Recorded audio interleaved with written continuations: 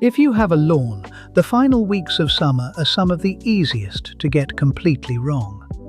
After weeks of heat, dry weather and heavy use, your grass might be yellow, patchy, or barely growing at all.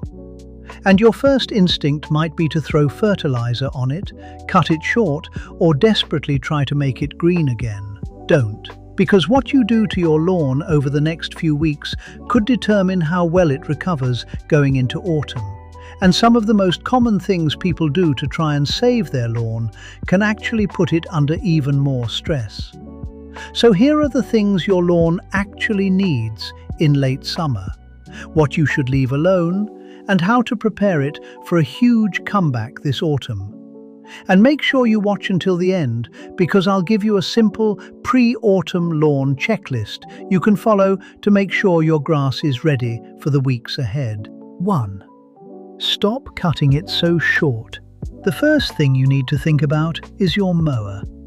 During hot, dry conditions, this isn't the time to chase an extremely short golf course finish.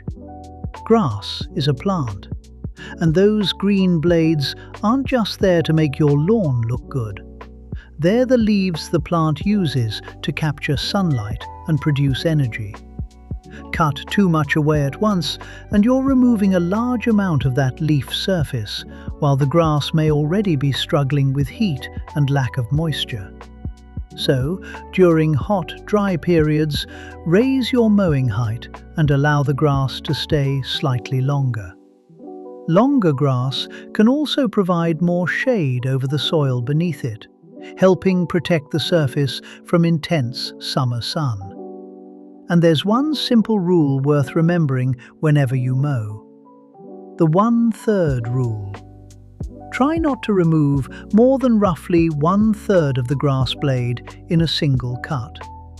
If you've been away and the lawn has grown much longer than normal, don't immediately cut it all the way back down. Reduce the height gradually over multiple cuts instead. And during particularly dry weather, grass growth may slow considerably. That means you probably don't need to mow as frequently either. Don't mow simply because Saturday is normally mowing day. Look at the grass. If it hasn't grown enough to need cutting, leave it alone. 2. Don't panic about brown grass. And this brings us to something that worries almost every lawn owner during summer. Brown grass. You look outside and suddenly the beautiful green lawn you had earlier in the year looks dry, yellow, and completely lifeless. But don't immediately assume it's dead. During prolonged periods of hot, dry weather, established lawn grasses can become dormant. Growth slows dramatically, and the leaves can lose their green color as the plant responds to the lack of available moisture. It might look terrible, but that doesn't necessarily mean you need to rip everything up and start again. Look closely at what's happening lower down in the grass, rather than judging the entire lawn purely by the color of the leaf tips. And give the lawn time. Once temperatures fall and rainfall returns, dormant grass may begin growing and turning green again.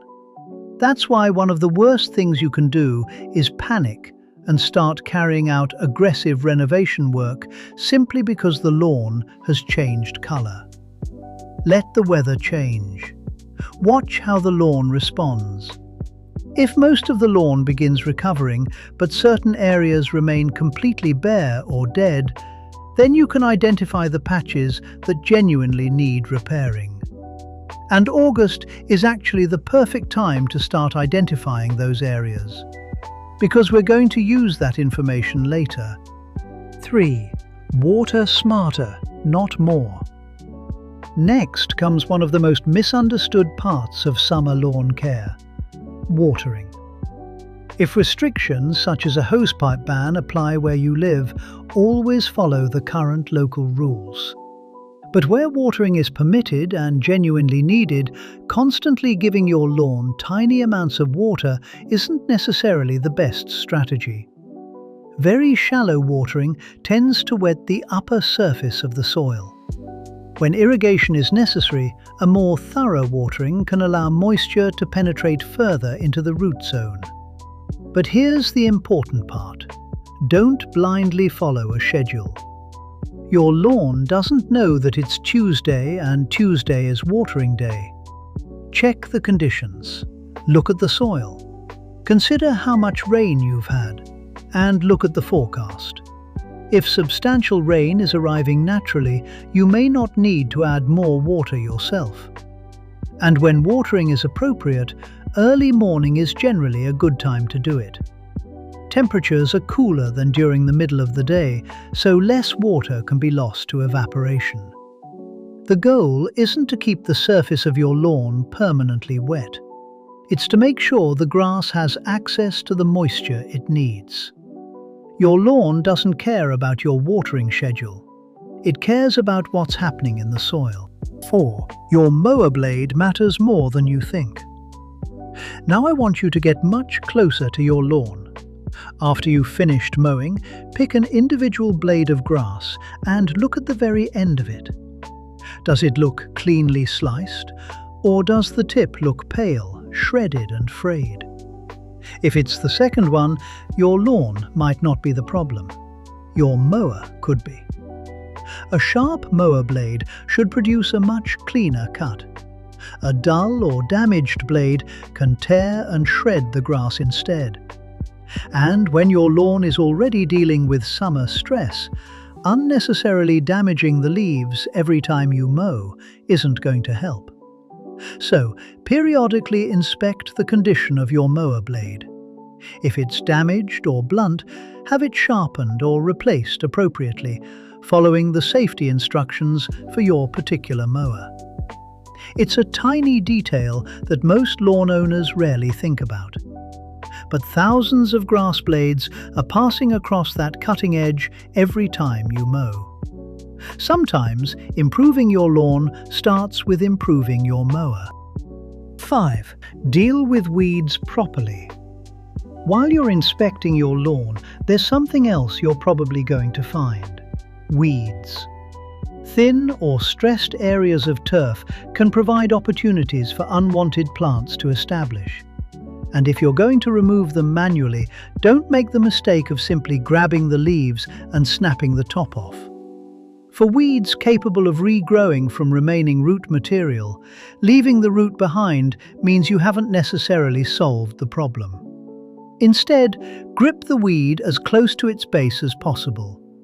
If it's stubborn, use a hand fork or suitable weeding tool to gently loosen the surrounding soil. Then pull carefully and try to remove as much of the root system as possible. Slightly moist soil can often make this easier than extremely hard, dry ground. But there's also a bigger lesson here. Don't become obsessed with removing every weed while ignoring why they're appearing. A dense, healthy lawn gives unwanted plants less open space to establish. So removing weeds is one part of the solution. Improving the lawn around them is the other.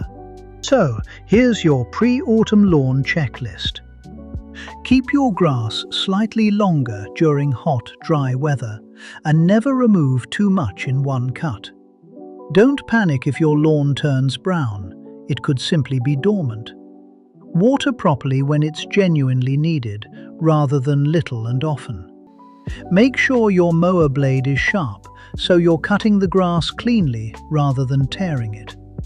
Deal with troublesome weeds properly, removing as much of the root as possible. Look after your lawn now, and you'll set it up for a much stronger autumn comeback.